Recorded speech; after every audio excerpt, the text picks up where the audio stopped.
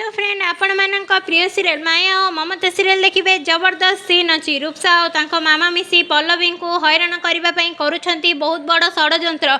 हाँ दर्शक बंधु भिडटी को स्किप न करी शेष पर्यंत देखूँ ताहले जानीपारे आपण मानक प्रिय सीरियल माया और ममता सीरियल रे देखा पाइबे जे रूपसा को मामा रूपसा को फोन करी कहिबे तू पल्लवी उपर प्रेसर दे ताको ब्लैकमेल करी आसिलु ना मु भी मो हिसाब से आउ जनक उपरे प्रेसर दे आसी जार प्रभाव सीधा पल्लवी उपरे पड़ो।